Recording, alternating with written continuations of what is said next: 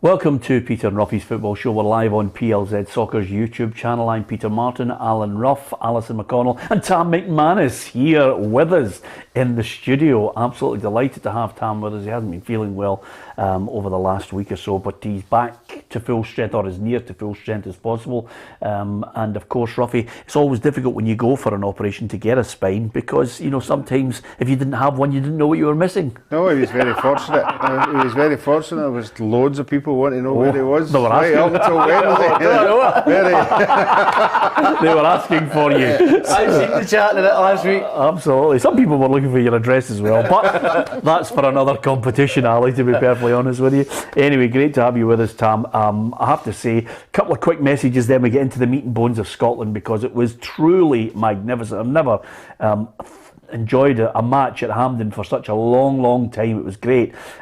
First one is a big thanks to Stuart and the team at sporting-memories.co.uk. I'm giving it a mention because right out of the blue on our Instagram, Ruffy, he just mentioned, look, we've made this cap for you for your PLZ team. Any chance of giving us a wee mention on the show and on the website? And I thought it was great, Ruffy, because I don't have the Scotland caps that you have, but we've now got a PLZ cap, and it looks the berries, doesn't it? It's just like a real one, you know. And I'm just wondering what you have to do to get one now. Well, maybe turn up at 15 minutes before the show starts for preparation, and you'll get one. There you are, instead of you, Billy, big time. So it's good, isn't it? It's great. Ali, you happy with that? It's lovely. Now, there you are. Listen, thanks to Stuart and all the team. Really appreciate that. Lovely. And if you get onto the website, then you never know, you might get one to commemorate your favourite team in a great victory. Also, got to say to Jamie, who regularly messages us on our app. If you download the PLZ Soccer app, you can actually, in the menu, just post in submissions what you want to say. You can do it live on the programme right now. And we'll get your message. And Jamie basically said, as far as Nathan Patterson, it was noticeable how much he improved in the second half. I just wonder, perhaps because he plays it right back in a 4-3-3 with Rangers, but in a right-sided midfield of a 3-5-2 with Scotland, we're maybe not getting the best out of him. Well, we'll discuss that, Jamie, at some point. But I have to say, to the game itself and the collective, which is the team, Ruffy, usual Scotland, hear 'em, scare 'em, and in the end we get there deep into injury time. Yeah, I have to say, obviously being a player with Scotland and now I'm a supporter, I now know what you go through. It is absolutely horrendous. The first half was dross.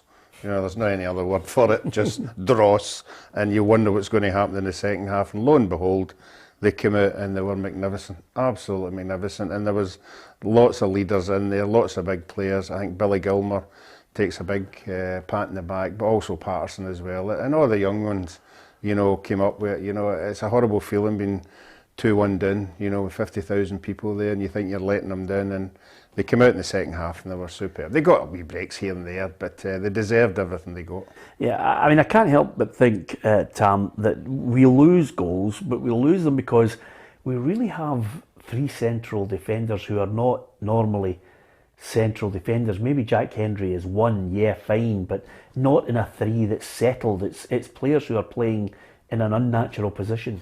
Yeah, I think they missed Grant Hanley. I think they missed his aerial prowess, you know, into the back, you know, coming commanding and winning balls in the air. I think the two goals we lost were poor goals, and Ruffy said the first half I thought we were really poor.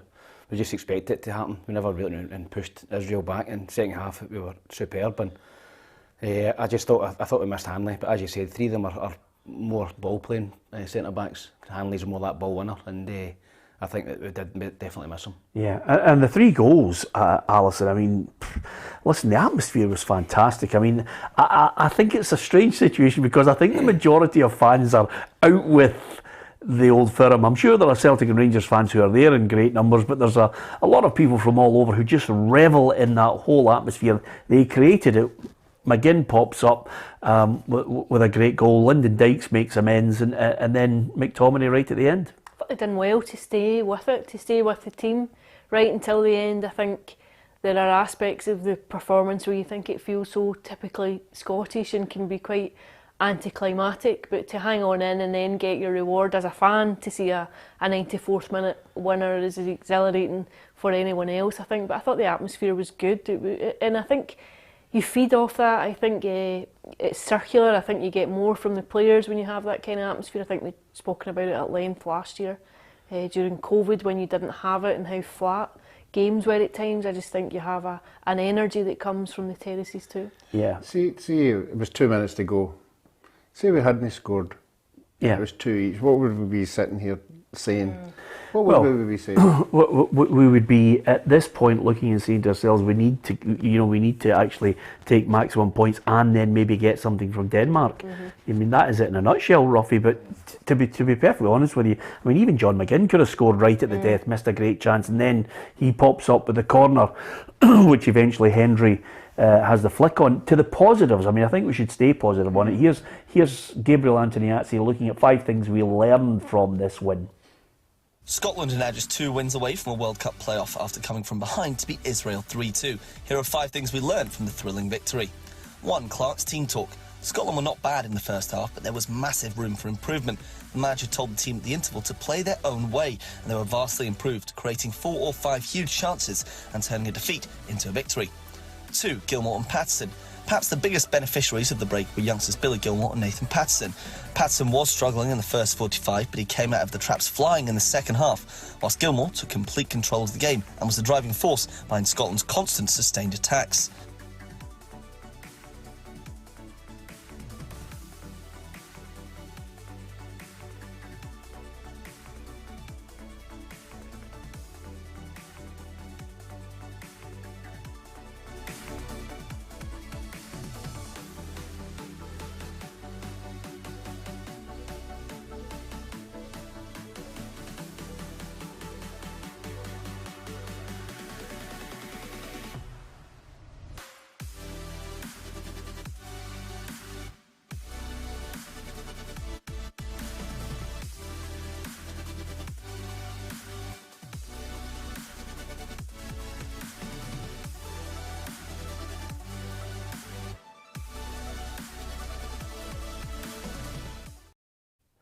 Yeah, sorry for the loss of Gabriel's voice and that. His mum and dad will be raging, by the way, but nevertheless, I think the message was there quite clearly, which is Ali Lyndon Dykes is off penalties.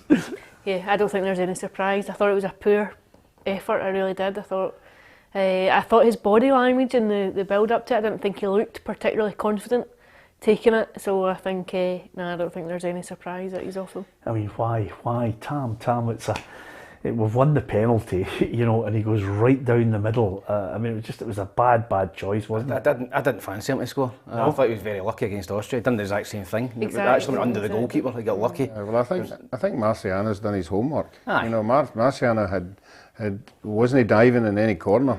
He was staying sort of a central-ish, hoping that that's what would happen. So, well done to the goalkeeper, and I think he done his homework on that one. Yeah, absolutely. But nevertheless, the one real standout for me, again, I just love the fact that Billy Gilmore wants the ball, Ruffy. He will come and take it, he'll build it. McGregor's the same. McGinn battling. The midfield is just at times where we really drive on, because Gilmore, for such a young lad, I really do hope he becomes an absolute sensation, because at this age he just excites you. Yeah, he does, and they were the 3 that sort of ignited everything in the second half. They were the players that were bringing the wing backs into it. They were the ones that were forcing, ahead and pinning Israel back. And you're right, if we had another 3 like that at that level, it'd be magic, particularly at the back. Obviously, I think we still are light up front, but.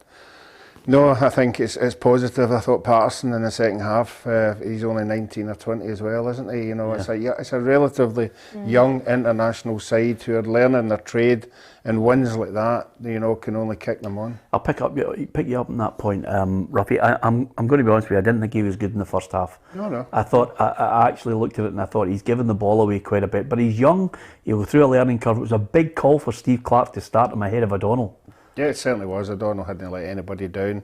He was making marauding runs in all the games. He was getting forward, so there's a lot of pressure on him. I think you have to realise, it's okay. He's not playing a full bit part with Rangers now. He's just in and out, so he's not getting regular games. So to get thrown in to an international game like that is a big night for him, with the pressure that involved for everybody on the night. So no, I think he'll go away as well, and he'll be a better player. Yeah, I think in the second half, to be fair to the boy, he grew into it. He didn't let, giving possession away affect him, and then eventually, he started to get to that byline and threaten him. But the first half, I think a number of us in the press box were looking, thinking, is this game too big for him? But he stuck by it.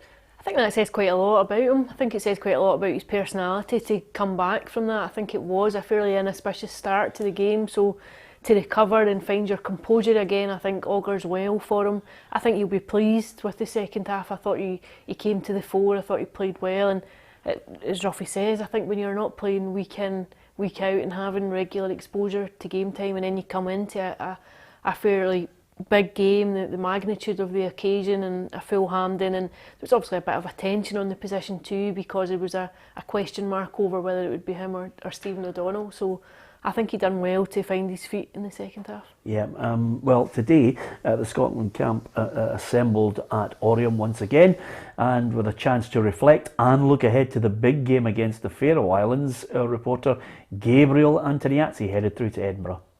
Good afternoon from the Scotland training camp here at Oriam in Edinburgh. It's a very happy camp at the moment. That's because the Scots are now just 2 wins away from a World Cup playoff after coming from behind twice to beat Israel in the last minute 3-2 on Saturday night. Now, goal scorer John McGinn put the victory down to the sellout Hampden crowd. They could easily have went to pub last 5, but they decided to stick with us. It's probably as good an atmosphere I've heard here for years. And manager Steve Clarke also praised the raucous atmosphere, which certainly played a part in the result. He said it was special for his players to be able to celebrate finally with all their fans. Good for the confidence, good for the belief, and good for them to feel loved. Footballers are no different to anybody else. We all like to feel the love. We're human beings. Everybody likes to feel that little bit of adoration and that little bit of love. And these players have worked hard to do what they've done for the country. I keep saying it every time they turn up, they want to do well. You see that. You see the way they work, the way they apply themselves. So it was a good moment, but one that now we've got to park and get ready for the next tough challenge. Now, the manager said he had good selection issues ahead of the next match. It's tomorrow night against the Faroe Islands away from home. Grant Hanley comes back into the fold after his suspension, but striker Shay Adams will miss out with an injury. We expect striker Kevin Nisbet to take his place in the team, and he praised the unity of the side.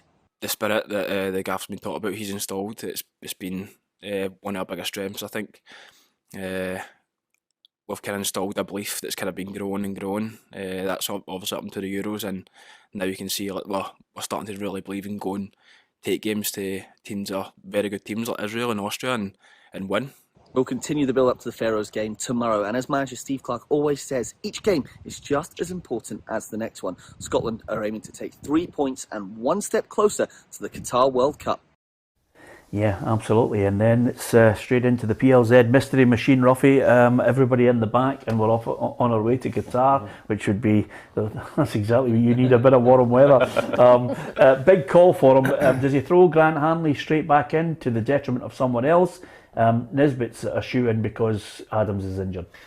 I would bring Hanley back in. I think that the Faroe Islands are a physical unit. I think they're going to put Scotland under pressure. It's going to be windy, AstroTurf. They're just going to pump balls into the box. I think we need a presence in there. Yeah. So I would bring Hanley in. I think Kevin Nisbet's a certainty to start. I think you've got to play 2 up front against the Faroes. So I think he'll play up front with Dykes, and Nisbet's missed Christian Doige this season. He's much better than a 2 up front. He's no good up front himself, and I think him and Dykes would be a good partnership. I think he would relish playing alongside Dykes. So I think Nisbet and Hanley both come in. Yeah, at the expense of?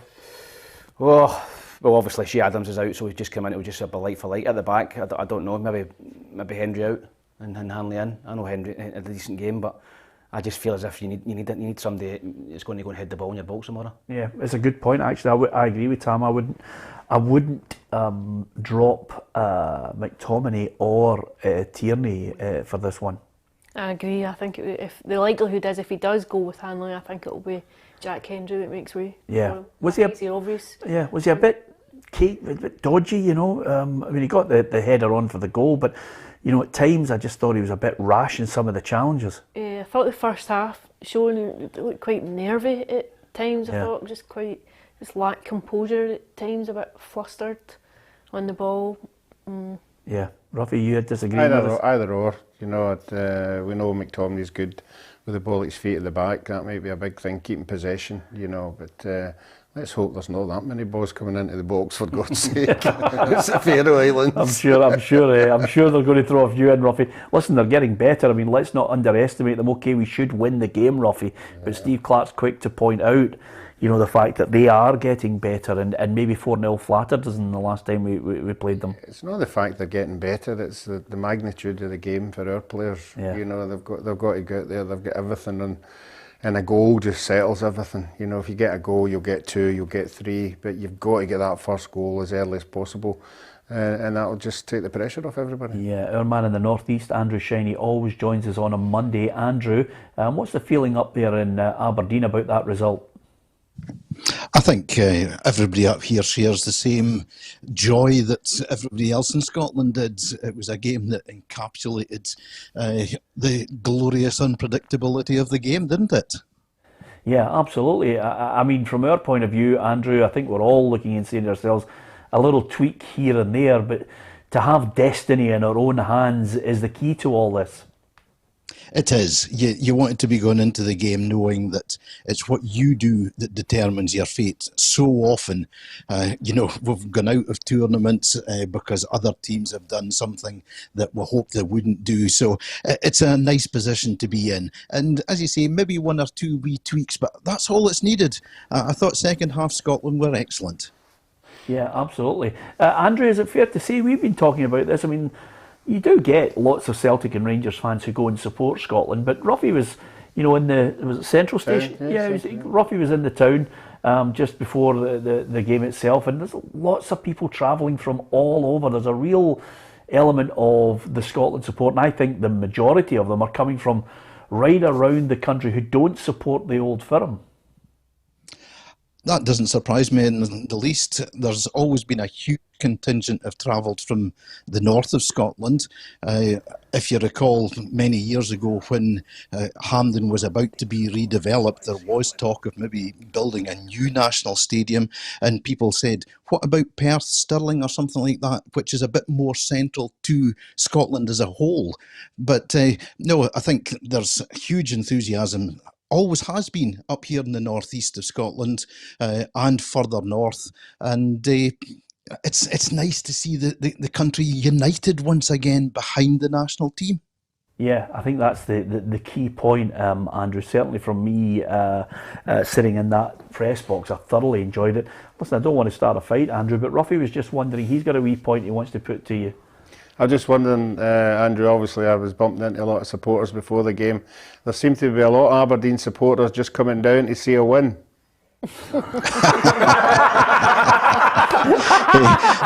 I had to go along to watch Cove Rangers against Albion Rovers in the SPFL Trust Trophy to see a win. I was there actually commentating, and I had to wait a long time to see a goal, 79 minutes before the first goal came, and then I saw 5 in the space of 10 minutes. So I saw a win, and then I went home and I stuck the telly on and I saw another win. So what a day I had on Saturday. I was just about to say to you, Andrew, because we're having a look at your house there, and suddenly all the Don's photographs have been taken down, and there's a lovely panoramic view of Scotland in the background. I thought, I wonder if he's becoming disenchanted with Aberdeen. Not at all, actually. The pictures behind me is a montage of the 1983 European trip, which we all know about. The one below it is the Washington Whips, which was when Aberdeen represented Washington in 1967 out in the States.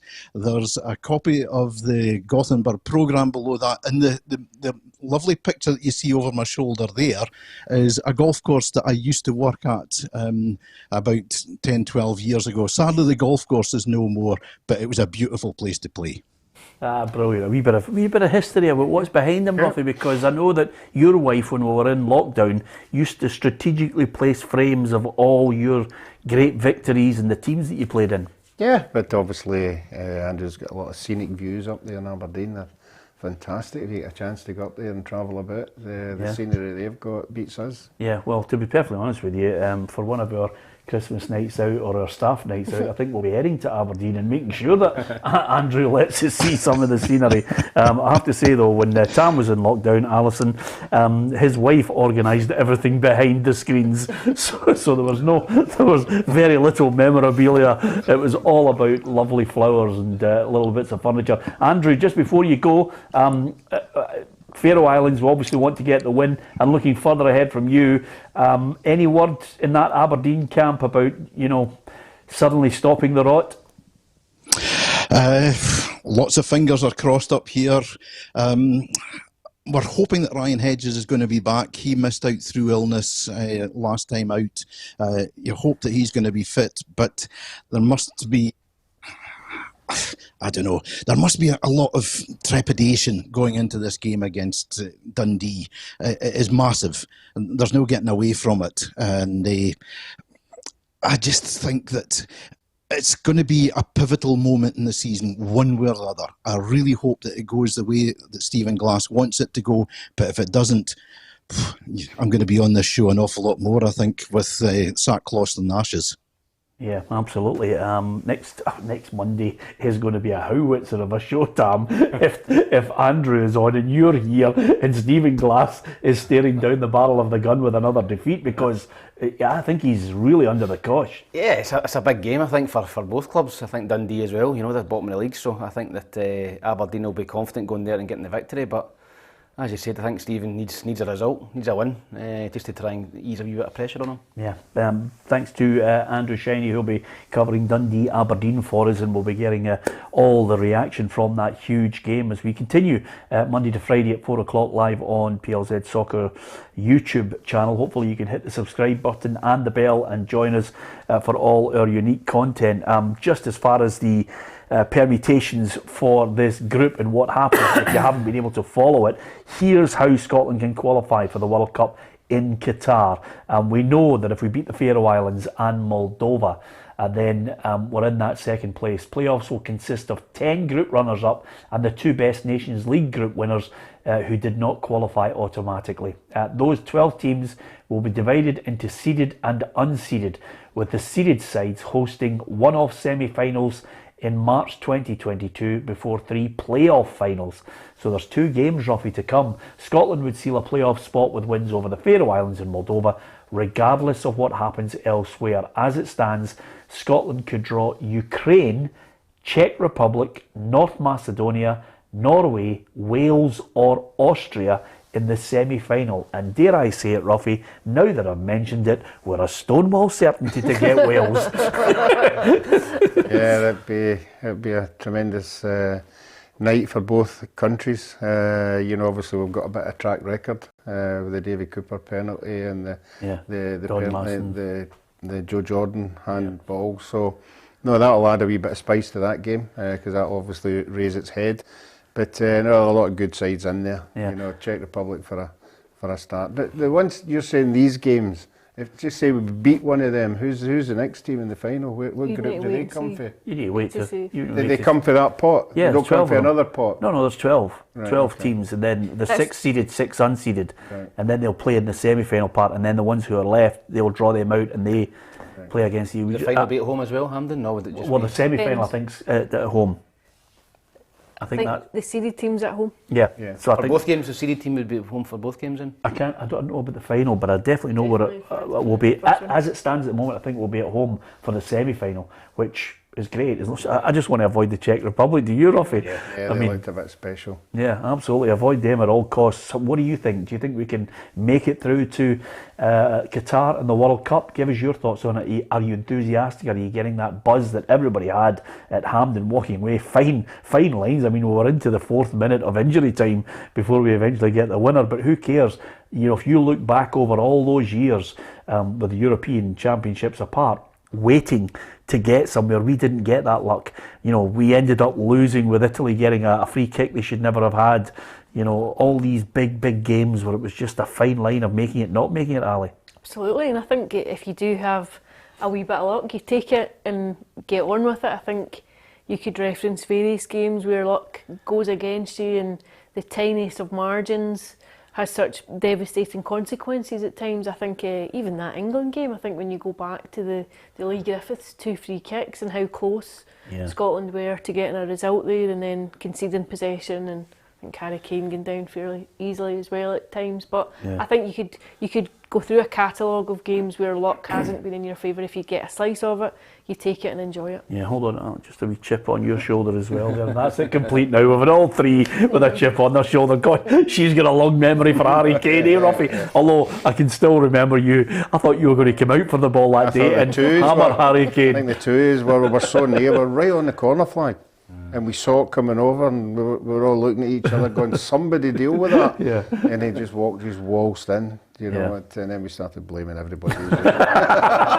Absolutely. Okay, listen, fingers crossed. Thanks to countless amount of people who've obviously been enthusiastic about Scotland's chances, some not so, but that's the nature of football. On the football show, thanks to so many people. I mean, I'm just absolutely magnificent on this. Mills says Tam's the spine of the show, to be honest with you. There you are, that's fantastic. Mills, who's Tam's cousin from a previous marriage. Also, missing Tam, says Jonathan. Afternoon, everyone, says Kenny Whitson. Welcome, Tam. Don't back down, especially when you're correct. I think it's only right and proper. Hope you're feeling better, Tam, says Ronnie Chapman. Look at the people who are actually very complimentary about you, which I think is great, Tam. Lots of people mentioning. It's great to get you back. Different YouTube accounts. Yeah, absolutely. And to be perfectly honest with you, we can't let him go, Ruffy, without mentioning it. You still think he's still standing by? He's still standing by your opinion? I am. I didn't think it was a red card. Obviously, listen, the referees have looked at it in an appeal, and it's been thing-made, so you've just got to take it in the chin. But for me, it wasn't a red card. But Porteous he's got to learn, first and foremost. He's got to learn to try and stay on his feet. I think that's I've protected Porteous and tried to back him, but he's got to learn to stay on his feet. Yeah. And if he does that, he'll become a better player and a better defender. Did you think Lundstrom was a red card? I think they were pretty similar. I mean, if you look at the Lundstrom tackle, he's went in 2-footed and it's not even a foul, and then Porteous goes in and it's a red card. So I think everybody were just looking for consistency, and if you can get that consistency in the same kind of tackles every week are punished, then I think we would all be happy. But it just doesn't happen like that. Yeah, absolutely. Well, so you thought it was a red then? Yeah, I thought it was a red. And Tam's just uttered that, and people are saying, Tam, away and take a flight. No, I'm just making that up, Tam. Anyway, apart from anything else, we had our tuppence worth on it, Ruffy, but it's good to hear him standing by. It would have been nice if he'd have been right in the middle of it, you know, that day. Oh, he did. He gave an opinion, and obviously loads of people didn't like it. And but that's what we're here for. That's what Tam's there for. He's got a column to write. He's got newspapers to sell. Yeah, absolutely. Yeah, exactly. Anyway, there's still some people who disagree with him. That's the joy of it all. But nevertheless, one little footnote to it though is, had he not been rash in the situation, or had he not got that red card, I wonder what would have happened, because Hibs were a goal up. Did you think they were finally going to go there and win? I don't think Hibs would have lost the game if that tackle didn't happen. Nobody will ever know, obviously, but I thought Hibs started well, and Rangers the fans were starting to get in their back a little bit. You know, you could hear it inside Ibrox. You know, they weren't happy, but listen, Rangers come back and won the second half and gritted out a win, and that's why Rangers are winning the league for me, because of games like that, you know, getting beat 1-0, they're capable of coming back and winning games when they're not playing well, and I don't think Celtic can do that. Yeah, and a lovely message here from Ronnie, who says, Peter, are you going to give out the cap to the predictor table winner? Well, Ali, I'm just having a look. It just looks as if it would fit right over your head. Maybe not Ruffy's or mine, but Big Heed's. It'll definitely fit over the Bond villain to my right in his head. But you've got no chance of winning, to be honest with you, unless you're going to go through a great run. You're slipping down the table. Are you worried? I did. I let my heart rule my head last week with the Aberdeen results and the Hibs results. I went for 2 draws, and Gavs has clawed it back in, so I need to refocus now and start just going with what I think. Yeah, absolutely. See, that no doing Aberdeen every week. No, that's the problem with picking your mates' teams and thinking they'll win. Ruffy, you've got to be ruthless. It's going to cost me a few quid, I think. You've got to be ruthless. And talking about being ruthless, I don't know if you watched it, Ruffy, but England, Phil Foden was... I mean, his left peg is just a joy at times. Yeah, and you can see why the managers got him up there. He's still young, you know, he's got a lot to go as well, but when they've got that kind of young talent coming through. They will be a force. I mean, a big force eventually when all these young youngins get so many games under their belt. But he's a big one, and he isn't even a starter at his club. Yeah. You know, that just shows you know the quality they've got. I mean, Peter, tell me you seen the boy, the centre half, chasing Sancho and pulling his hamstring. Did you see that? Yeah. 41-year-old centre half. Sancho knocked it by him and he went to chase him and he gets sniped for the grassy knoll. Oh, I felt him. The highlight for me was before, I don't know if you saw Sky before the game when the place was on fire. yeah. The flames were gushing up this thing. There was a woman putting her washing out on the top landing. These flames are all coming up. The game went ahead. Nevertheless, they won by 5-0, 4 points ahead of Albania with 3 games to play. I think England are a really good place. I did mention, Alison, I don't know if you agree with me on this, but having watched the Nations League final, which was, I mean, France, they won it, but those 4 teams that contested it, I think, are at one level, and then I think maybe England and a couple other countries are down below that. I think those 4 teams are playing football from another planet at times. I agree. I think they're extraordinary at the minute, but I would agree too with what Ruffy was saying in terms of England having a very young squad, the nucleus here of a very exciting team in the next few years to maybe step it up a level and go and challenge them. But I think at the minute, I watched that game too. I think the one thing you might say about Italy is that they're maybe coming to the end of an era with a number of older players and maybe having to rebuild. But I think Spain and France both look like very young sides. When Spain were coming up to get their medals, there wasn't a lot of household names there. A lot of young players, a lot of young guys coming through their under-21 side, and you know, it just shows you what they've got ahead as well. I don't know about you, Ruffy, but if I was a Spanish player, I'd feel slightly miffed. I thought Mbappe's goal was offside. Really. It was offside. It was offside. I mean, even if you see the picture here, it's actually. I was waiting for the referee, and then I thought, okay, VAR will pick it up, but he was away celebrating, assured that it was a goal. It's that stupid second phase rule, you know, because the defender touched it. Yeah. You know, I think we'd all rather, when we see it, the linesman puts his flag up immediately rather than waiting. I know why they wait, Yes. you know, but that in particular just sums up how that rule has to be modified. Yeah, you think to modify it? Yeah. Yeah, I think you can. He's offside in such a major tournament and such a decision to win the actual cup. You know, you could see the disappointment in their faces. Did they deserve to win it overall, Tam? Oh, I don't know. I thought Spain dominated the game, a lot of parts of the game, but I think that France have got those killers in the final third. You know, Mbappe, you know, Benzema. Even when they're not playing particularly well, those guys can turn it in a sixpence and get that goal. I thought Spain knocked the ball about brilliant. Thought they were a better team to watch, but France, when they got in the final third, looked very, very dangerous. And Mbappe, after having a really poor Euros, I thought, after backing them for the top scorer and France to win. But how many players get into a position like that and has a step over before they put it in? Yeah. Many players have it's that just much fantastic. ability? And I have to say to you, Ali, I mean, if you're talking world class, Benzema's goal is it's just out of this world. It's magic. Yeah, and the reaction to so quickly too. I think that swung the game a bit. Just flipped the balance of it so much. But Lloris had 2 huge saves, right? 2 at the fantastic death, saves. 2 huge saves just in the final minutes, and I actually was kind of hoping it might have gone to added time, because I thought the second half was so much better than the first. I thought it got a bit more exciting as the game went on. Yeah, it didn't quite live up to the semi-final, Ruffy, which I thought was one of the best games I've seen this year. Lots of people commenting. Don't forget, you can do that also by downloading the PLZ Soccer app. It has all the latest breaking stories, and you get stories from Scotland, England, right across European and world football, as well as being able to watch at your leisure the programme. If you miss it live on YouTube at 4 o'clock, you can watch it on your phone. Simple as that as well. And I don't know about you, Ruffy, but because of the change in lifestyle, sometimes, I don't know if you do this, Ali or Sam, sometimes if you wake up in the middle of the night, you just pick up your phone and start flicking through it. I mean, I don't know, do you do that? Tell me I'm the only one 3 o'clock in the morning thinking, I can't get to sleep again. My age, I'm up 3 nights. Yeah. Ali, are you a person I could sleep standing up. Yeah? Oh, fantastic, Oh, Tam. hey. It's just me then, eh? I'm not a great sleeper either. I usually got up and mess about on YouTube and stuff like that. I have a look at videos and You flick through. get through rabbit Your holes, phone? so I end up Yeah. watching absolute things that no clue what it's about. Absolutely. I can't get to sleep. I'll tell you worse than that. Sometimes I order stuff as well. You buy stuff off Amazon, it's mental. 3 in the morning. 3 in the morning, honestly, Ruffy, it's crazy.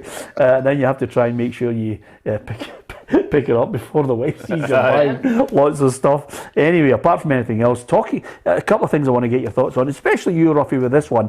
Ex-Scotland player David Speedy.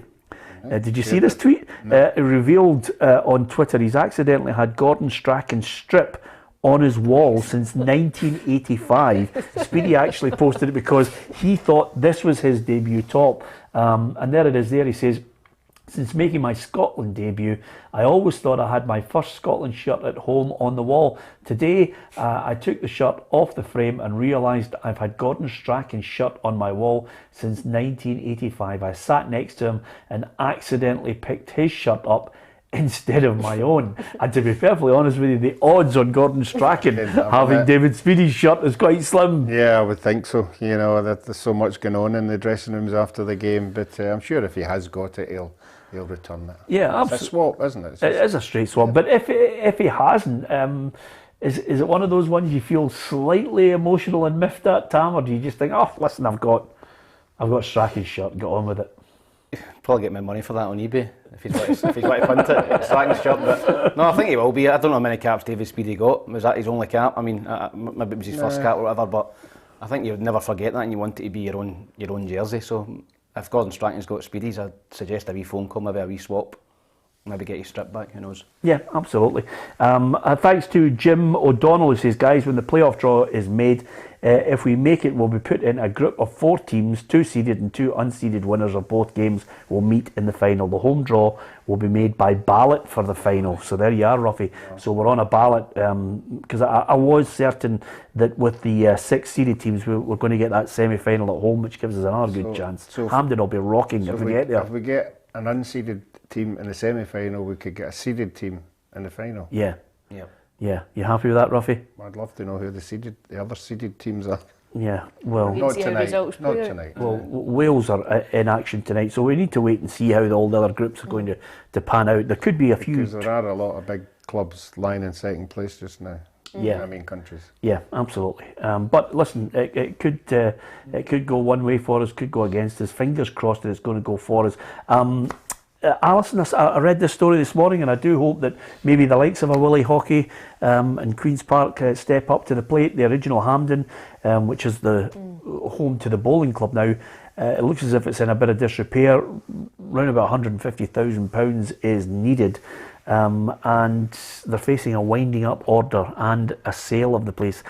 I would love to see it. There's a proposal potentially that it could be some kind of community centre, maybe even a museum. Who knows? Nice wee tribute to the people who played football first of all in those early years. I think first of all it's such a small amount of money in the grand scheme of things to go and preserve it and keep it. I think it's a huge part of the cultural identity of the game within Scottish football. I think it would be a shame to let it go into disrepair. I think it's quite badly damaged at the minute. I dread Stephen McGowan's piece who had brought it to light.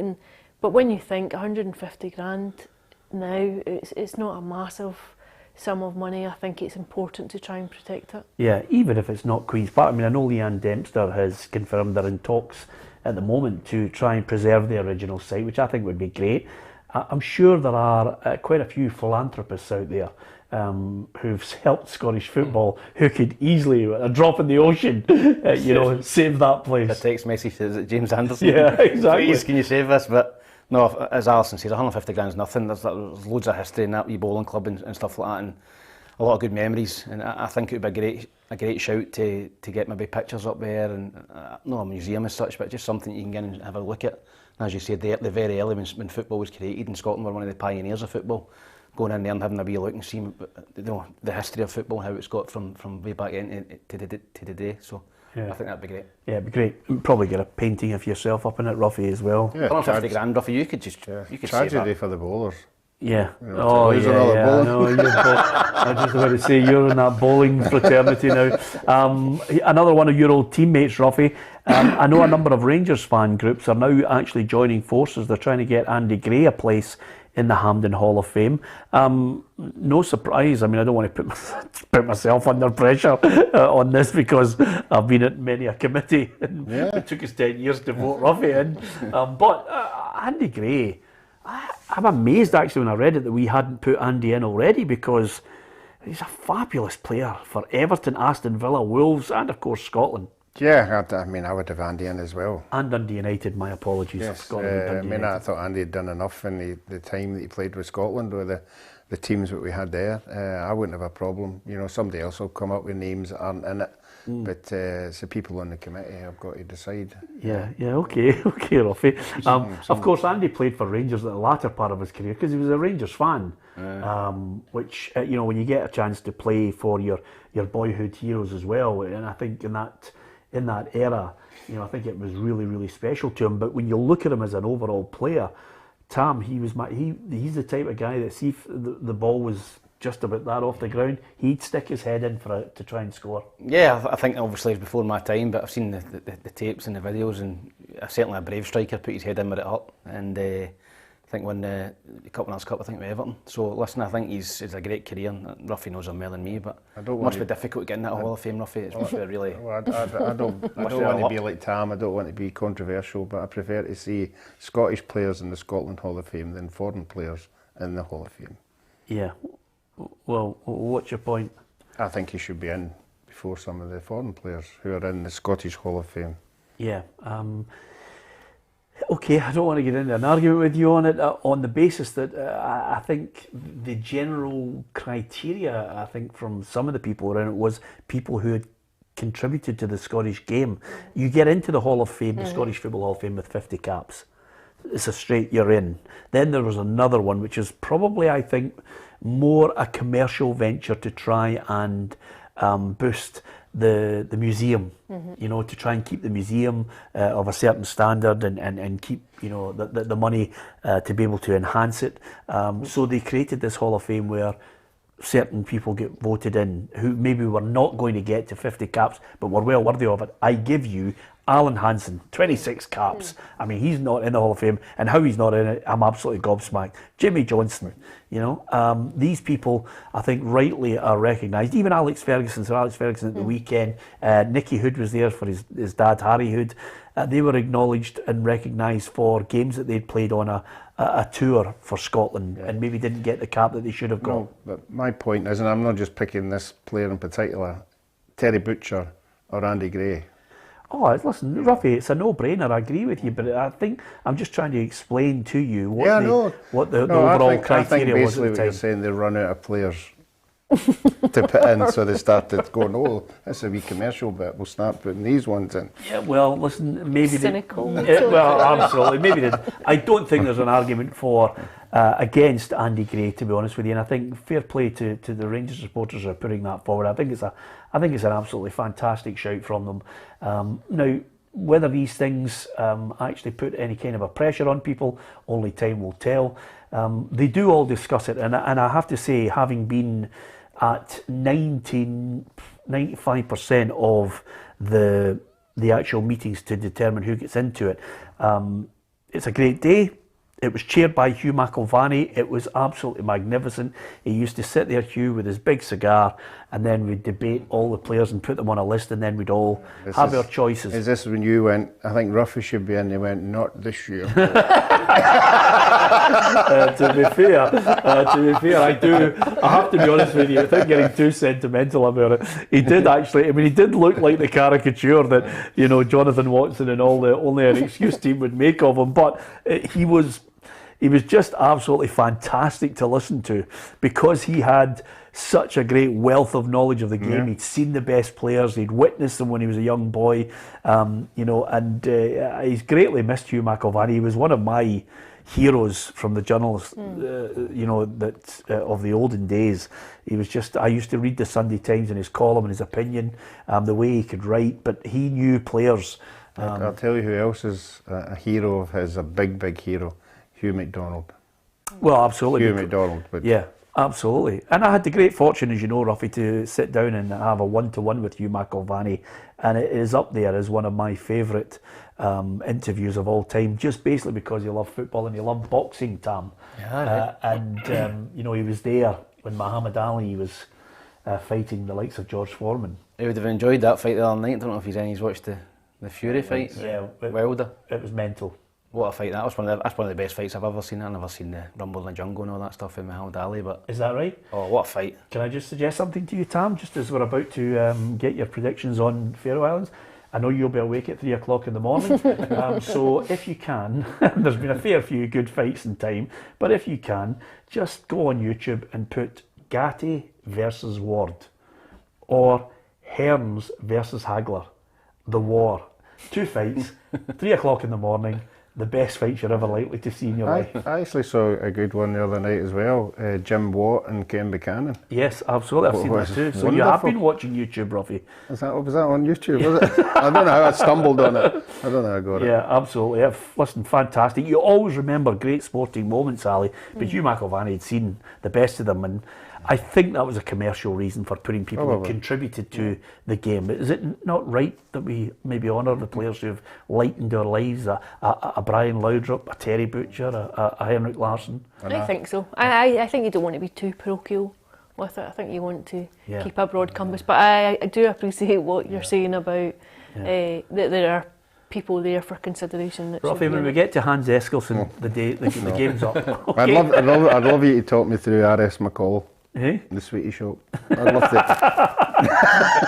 Absolutely. I'd love to know how you get in it. And Sean Kelly, I think, has summed it all up nicely. Just as we get ready to say farewell to you all. Welcome back, Tam. Still not looking good, mate. So there you are. He clearly. I think a wee hair tint would sort of bring him back. Back to the Bond villain days. Back to liven him up a wee bit. Yeah, the hair's had more. Still not 100%, Ruffy. Yeah, absolutely. Don't worry about it. You'll be fine, Ra. Give me your prediction tomorrow. 2-0 to Scotland. 2-0. 2-0. I'll go for 2-0. Yeah. Okay. I'm going to go 3-0, Ali. There you are.